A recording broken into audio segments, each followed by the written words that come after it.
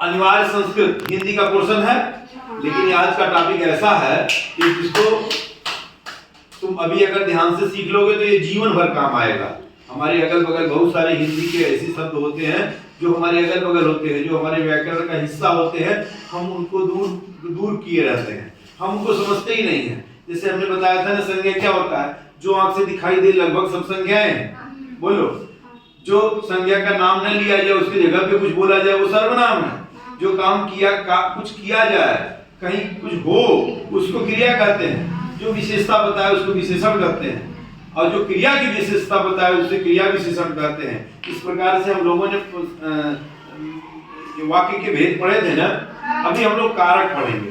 कारक मतलब कार्य करने वाला। ऐसे देखो, जो वाक्य में संज्ञा और सर्वनाम का विशेषता क्रिया से बता रहे। इसका संज्ञा और सर्वनाम का संबंध, संज्ञा चाहे सर्वनाम का संबंध क्रिया से कैसा है, यह जो बताएगा उसको क्या कहते हैं? कारक।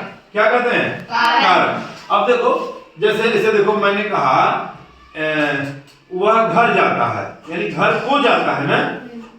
वह पानी में कूदता है, में को लिखा था, में लिखा है ना।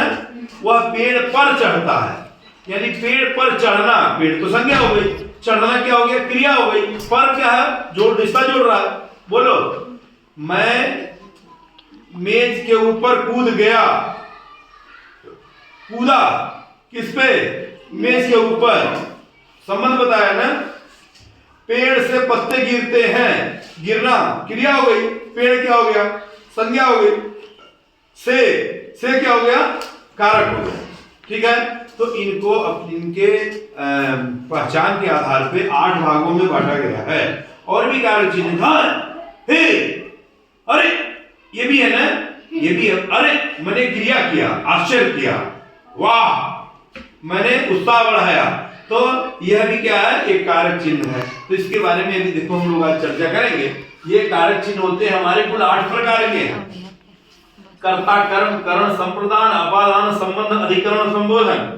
और क्रमशः कर्ता का क्या है? ने, यानी राम रावण को मारे, राम ने रावण को मारा। क्यों? ठीक है, बोलो जी। यानी कि काम करने वाला, इसकी विभक्ति क्या होगी? प्रथमा। और अर्थ क्या हो गया जी? काम करने वाला। ठीक। अब देखो, कर्म है को, यह द्वितीय विभक्ति है, यानी जिस पे काम किया जाए, जिस पर काम का प्रभाव हो। बच्चों को शिक्षा दो। अब को क्या हो गया? दोनों के बीच में आ गया। इसी प्रकार से कर्ण का हो गया से जिसके द्वारा कर्ता कार्य करे, यानी कि अब बताओ, से है ना, कर्ण का क्या है? से, यानी पेड़ से नदी निकलती है। बताओ, पेड़ से नदी निकली। ठीक। अच्छा, संप्रदान के लिए, यानी जिसके लिए क्रिया की जाए। हम पढ़ने आते हैं ना, यानी पढ़ने आते हैं, पढ़ने के लिए आते हैं, पढ़ने के लिए आते हैं। जब हम संस्कृत पढ़ाते समय हम जब कहते हैं ना कि स्य, क्या, काय, बालकेश, गृहे बताते हैं ना, तो यही सारे चिन्ह हैं जिसके हमने यहां से संबंध बनाया था। अब देखो, पंचमी अपादान से।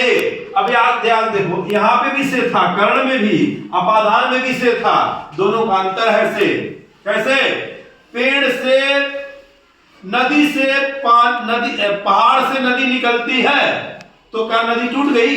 नहीं, जुड़ा हुआ है ना। पहाड़ से निकली और वहां से निकली हुई है, यानी जुड़ाव है ना। लेकिन जब हम कहेंगे पेड़ से पत्ते गिरते हैं, तो पेड़ से पत्ता यानी पत्ता अलग हो गया ना।